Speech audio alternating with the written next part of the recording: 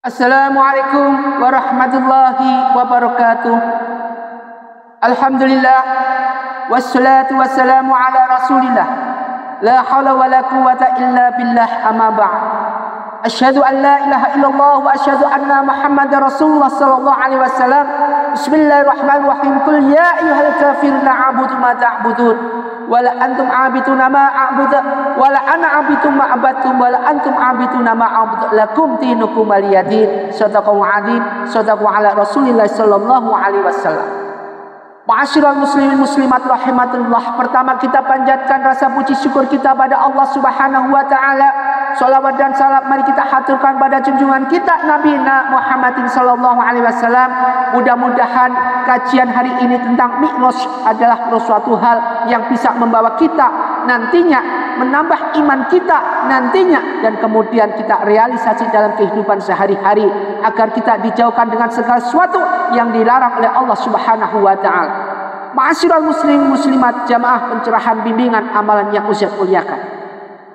Kemarin kita sudah bahas yaitu tentang perjalanan dengan Isra dari Masjidil Haram menuju Masjidil Aqsa. Sekarang adalah setelah Isra kemudian Mi'raj. Di mana Mi'raj ini adalah beda dengan Isra. Kalau Isra dari perjalanan dari darat menuju ke darat, dari Masjidil Haram menuju Masjidil Aqsa. Tetapi kalau ini Mi'raj adalah perjalanan dari Masjidil Aqsa menuju Sidratul Muntaha.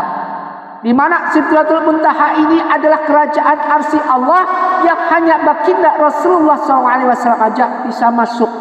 Jibril pun tidak diperkenankan setelah adanya pembatas yaitu tumbuhan atau pohon muntaha. Ma'asyiral muslimin muslimat rahimatullah. Dalam perjalanan Mi'raj ini yaitu di mana perjalanan dari Masjidil Aqsa langsung menuju langit. Di langit ini ada beberapa sak. Jadi langit itu ada 7 sak. Kerajaan langit ada 7 sak. Di langit sak pertama, kisah di langit pertama ini Nabi Muhammadin SAW bertemu dengan laki-laki berbadan tinggi besar mencapai 60 siku. Bisa dibayangin 60 siku itu seberapa? Yaitu sekitar 27 meter kalau kita bayangin. Tingginya 27 meter. Coba kita bisa bayangin. Makanya pada waktu orang-orang dulu umurnya panjang-panjang. Karena apa? Tingginya juga tinggi luar biasa. 27 meter. Bisa kita bayangin sekarang kita umat Muhammad hanya berapa? Kadang 1 meter kagak genap. Kadang kalau masuk kita manusia kerdil, Masya Allah 60 cm, 70 cm. Paling tinggi-tingginya 2 meter. Umurnya pun juga beda.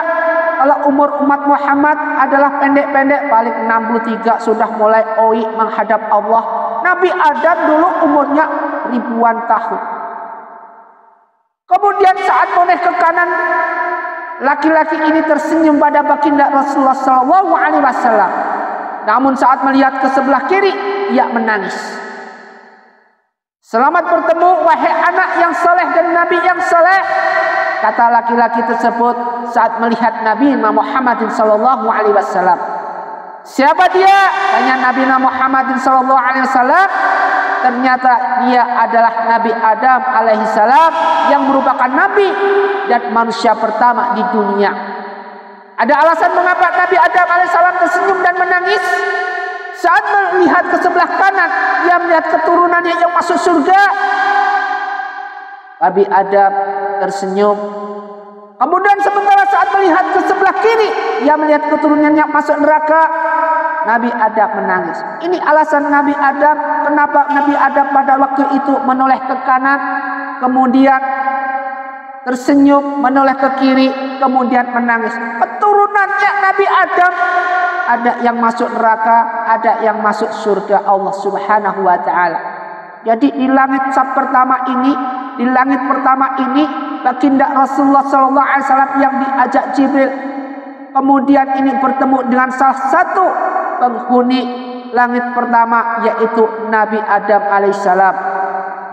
Setelah dari langit pertama ini, Nabi baginda Rasulullah SAW berpamitan, mengucapkan salam pada baginda yaitu Nabi Adam alaihissalam. kemudian salamnya saling mengucapkan salam, kemudian baginda Rasulullah SAW melanjutkan perjalanannya lagi, yaitu di langit sabdua, yaitu langit kedua. Di mana di langit kedua ini, saat tiba di langit kedua, Nabi Muhammad SAW bertemu dengan Nabi, yaitu Nabi Yahya alaihissalam dan Nabi Isa alaihissalam. Di sana Rasulullah SAW disapa, selamat datang wahai saudaraku yang soleh, selamat datang wahai saudaraku yang soleh. Jadi Nabi Yahya dan Nabi Isa alaihissalam di sana. Nabi Isa alaihissalam di langit yang kedua, ini menghuni di langit yang kedua. Di mana pada waktu itu ketika Nabi Isa alaihissalam dikejar-kejar oleh para pengkhianatnya, kemudian diangkatlah Nabi Isa alaihissalam oleh atas safa dari Allah Subhanahu wa taala, diangkat diletakkan di langit, yaitu penghuni langit kedua. Ini merupakan suatu hal keajaiban dari Allah Subhanahu wa taala yang tidak bisa dibayangkan dengan segala sesuatu, tapi kenyataannya ada.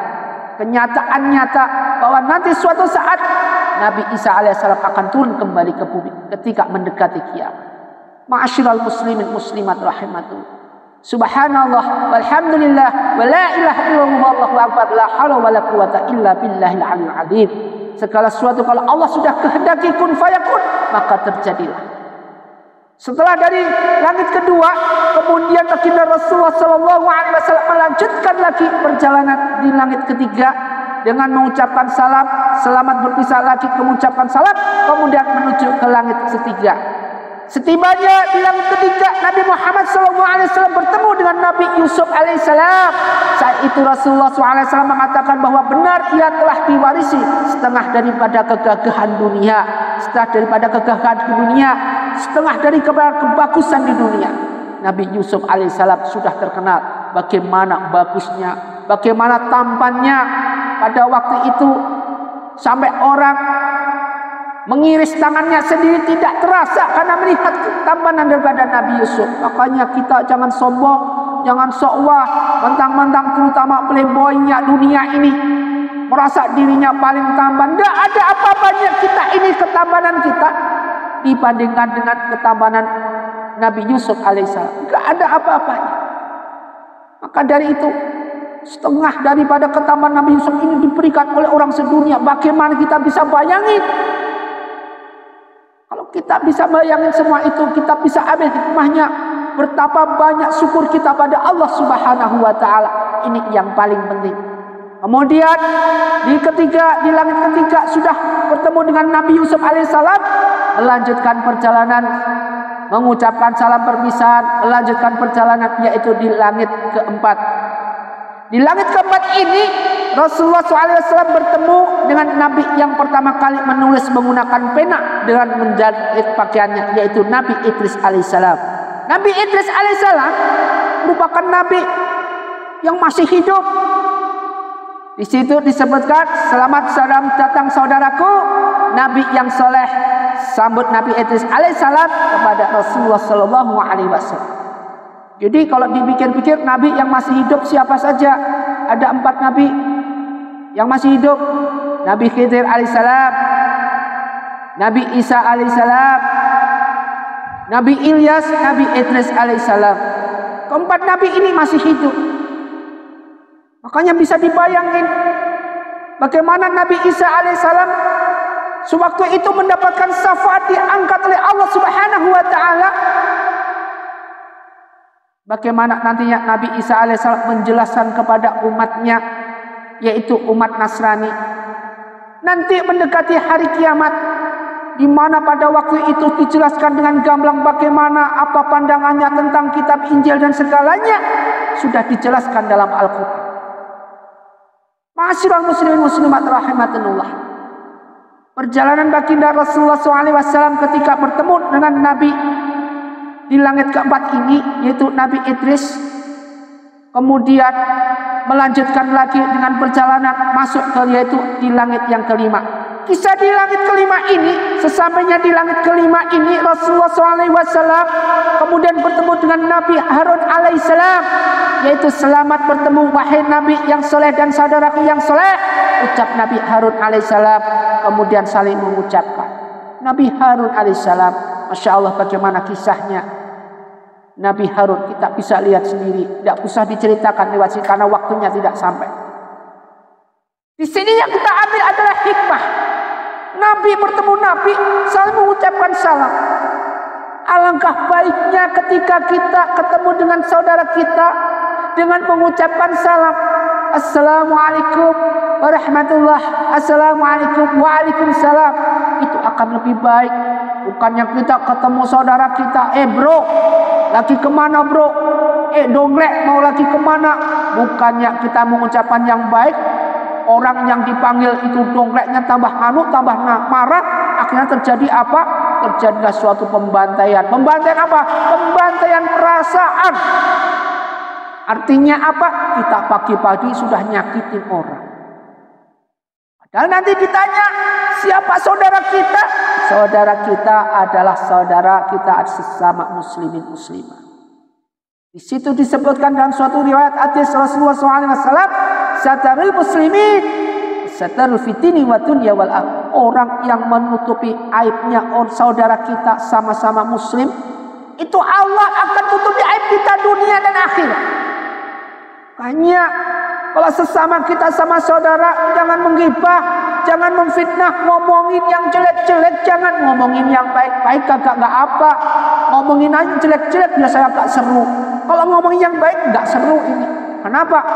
Ini adalah suatu hal yaitu menyanjung, menomorsatukan. Nggak mau kita. Rata-rata manusia punya sifat bakil, bin dengkil, bin maicil, bin medakil, ini yang susah dicari. Kenapa? Isinya cuma suatu hal yang ngulek-ngudek, segala sesuatu yang berhubungan dengan kejelekan. Ini sudah dibisikin oleh iblis-iblis sekitar kita. Nanti suatu saat Ustaz akan bahas tentang iblis-iblis, bagaimana kerjanya iblis yang ada dalam organ tubuh kita. Bagaimana kerjanya itu? Berapa ribu iblis yang ada di tubuh kita? Masya Allah. Setelah langit kelima, kemudian menuju yang keenam. Di situ di langit yang keenam Rasulullah SAW disambut oleh Nabi Musa alaihissalam. Di situ selamat bertemu wahai Nabi saleh dan saudaraku yang saleh.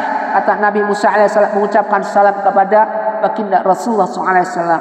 Assalamualaikum waalaikumsalam. Setelah langit keenam ini, kita tidak perlu menyebutkan bagaimana menceritakan tentang gimana kisah mujizat Nabi Musa alaihissalam yang membelah semuanya itu, membelah laut sampai sekarang buktinya masih ada. Ini nanti ceritain nanti aja, tidak cukup waktunya.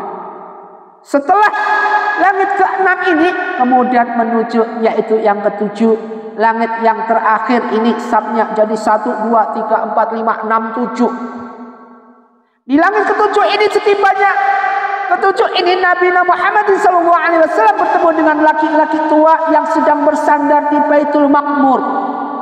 Laki-laki tua yang sedang bersandar di Baitul Maqmur. Beliau menanyakan siapa laki-laki yang bersandar itu, wahai Jibril.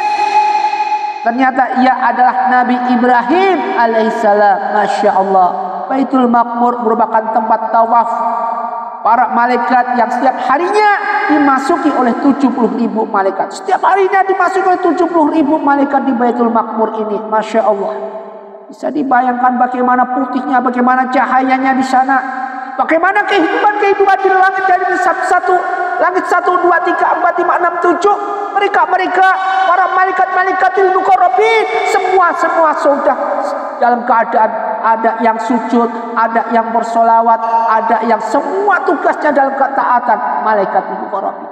Makanya di sini disebutkan ya ayyuhalladzina amanu shallu 'alan nabi. Fi'il perintahnya untuk kita sebagai orang yang beriman pada Allah untuk senantiasa bersolawat. Karena disebutkan juga dalam ayat sebelumnya, innallaha wal malaikatahu yusalluna 'alan nabi. Mereka bersolawat, selalu bersolawat pada baginda Rasulullah SAW. Tamu agung, tamu di langit ini dari sab 1 sampai ke 7. Setelah dari 1 sampai 7 sudah selesai. Nah ini intinya kisah Rasulullah SAW langit ke-7 sudah selesai.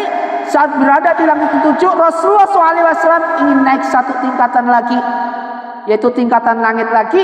Namun malaikat Jibril ini tidak bisa mengantarkan lebih jauh.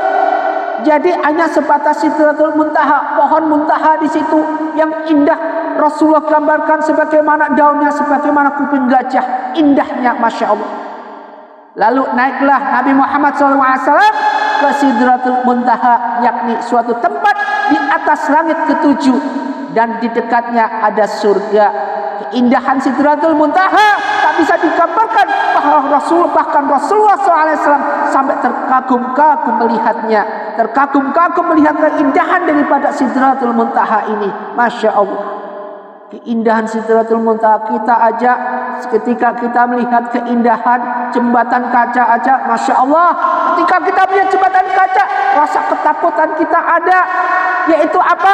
Ketakutan kita melihat pemandangan di bawah dengan kacanya yang transparan seperti itu, gemeter itu ada, tapi indahnya, masya Allah.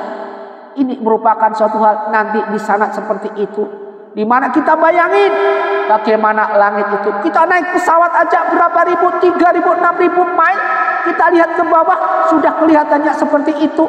Ini masih tidak ada seberapanya di langit satu. Ini langit ketujuh masih naik lagi, yaitu menuju Sidratul Muntaha. Ternyata semua malaikat hanya sebatas Sidratul Muntaha ini, tidak boleh masuk kecuali baginda Rasulullah SAW sendiri. Ketika berada di Sidratul Muntaha, Allah Subhanahu wa taala berbicara dengan baginda Rasulullah SAW tanpa perantara. Jadi langsung Rasulullah diajak ngomong, diajak bicara sama Allah langsung di sini. Kemudian Allah Subhanahu wa taala memerintahkan pada Rasulullah SAW dengan mengerjakan sholat demi menyelamatkan umatnya. Karena umatnya nanti yang selamat adalah ketika dia mengerjakan sholat, tidak meninggalkan sholat. Makanya kalau suatu amalan, dimana kalau sholatnya bagus, amalannya ngikor bagus. Kalau sholatnya jelek, amalannya pasti ngikor jelek. Makanya orang yang meninggalkan sholat, bagaimana nanti nasibnya? Mereka yang meninggalkan sholat isya, mereka yang gampang mudah meninggalkan sholat asar, sholat subuh apalagi, masya Allah, nanti ada detailnya bagaimana dosa-dosa yang akan dilakukan, akan diterima oleh hamba Allah seperti ini. Rasulullah kemudian menerima perintah untuk menjalankan sholat 50 kali. Bayangin, 50 kali buat umatnya. Rasulullah kemudian menerima. Kemudian Rasulullah turun ke langit ke-6, di mana Nabi Musa alaihissalam berada di situ. Nabi Musa alaihissalam memerintahkan kepada Rasulullah SAW, mintalah keringanan, Anda akan kuat nanti umatmu. Kita suruh sholat 50 kali. Jangankan 50 kali, 5 kali aja sekarang kita, waduh, masya Allah. Kalau 50 kali bagaimana? Kemudian Rasulullah kembali pada Allah untuk meminta keringanan. Kemudian Allah berikan suatu keringanan, hanya 5 kali sehari, yaitu salat subuh, zuhur, asyar, maghrib, isya. Itu pun sering bolong. Itu pun ketika kita menjalankan sholat seperti ini, sering banyak bolongnya. Sering kita menjalankan perintah sholat ini hanya karena menggugurkan kewajiban saja, bukan karena cinta kita pada Allah Subhanahu wa taala. Enggak ada. Artinya apa? Al-imanu atu'minu billahinya enggak ada dalam hati kita. Hati ini terasa terisi semua dengan kemaksiatan. Sehingga wajar ketika kita menjalankan sholat pada Allah Subhanahu wa taala dalam keadaan geram, yang pikiran kanan kiri ngalor itu enggak jelas. Sholat kita tidak bisa khusyuk. Karena apa? Iblis ada berapa ribuan jutaan mengganggu hamba Allah, umat Muhammad yang sedang sholat. Masya Allah. Ma'asyiral muslimin muslimat rahimatullah. Jadi inilah perjalanan Mi'raj, di mana Rasulullah SAW akhirnya menerima perintah sholat, yaitu hanya 5 kali sehari. Kemudian dibawa dan diajarkan pada umatnya. Ma'asyiral muslimin muslimat, kalau kita perjuangan Rasulullah seperti ini, kenapa kita tidak bisa menjalankan sholat 5 kali dalam sehari ini, dalam bentuk suatu wadah yang ikhlas, ridho, karena cinta kita pada Allah, karena cinta kita pada baginda Rasulullah SAW. Marilah dengan adanya Isra dan Mi'raj di bulan Rajab ini, kita ambil hikmahnya, kita ambil pelajaran buat kita untuk senantiasa kalkulasi apa? Bukan kalkulasi pahalanya, kalkulasi dosa-dosa kita, kalkulasi segala kekurangan kita, segala apa, dengan rendah hati mohon pada Allah di bulan Rajab ini, mohon berbanyak istighfar pada Allah, maka segala sesuatu insya Allah Allah akan berikan kecukupan di sini. Allahumma barik lana fi Rajab wa Sya'bana wa barik Ramadana. Allahumma barik lana fi Rajab wa Sya'bana wa barik Ramadana. Semoga bermanfaat apa yang kita kaji dalam peringatan Isra dan Mi'raj ini. Semoga kita jadikan sebagai hamba Allah yang istiqomah, cinta pada Allah, juga cinta pada baginda Rasulullah SAW. Ketika kita menghadap Allah dalam keadaan husnul khatimah. Amin ya rabbal alamin. Dengan husnul amal, solat kita, hisab kita nantinya diringankan semua oleh Allah, terutama azab dunia. Kalau azab dunia aja membawa kita ke menuju azab akhirat akan dimudahkan, diringankan, tidak ada azab di alam barzah, maka akan lebih mudah lagi untuk langkah berikutnya di padang mahsyar maupun yaumul hisab. Tetapi kalau di alam barzah aja kita sudah mendapatkan siksa dengan azab kubur, maka jangan dianggap semakin lama semakin parah dan semakin parah lagi dengan dosa-dosa yang kita kerjakan. Semoga Allah berikan suatu hal senantiasa membukakan pintu taubat dan sukah buat kita sebelum kematian kita. Allahumma hawin ala fi sakaratul maut wa najata minan nari wal afa indal hisab. Semoga bermanfaat. Usikum wa nafsi bi taqwallah. Wassalamualaikum warahmatullahi wabarakatuh.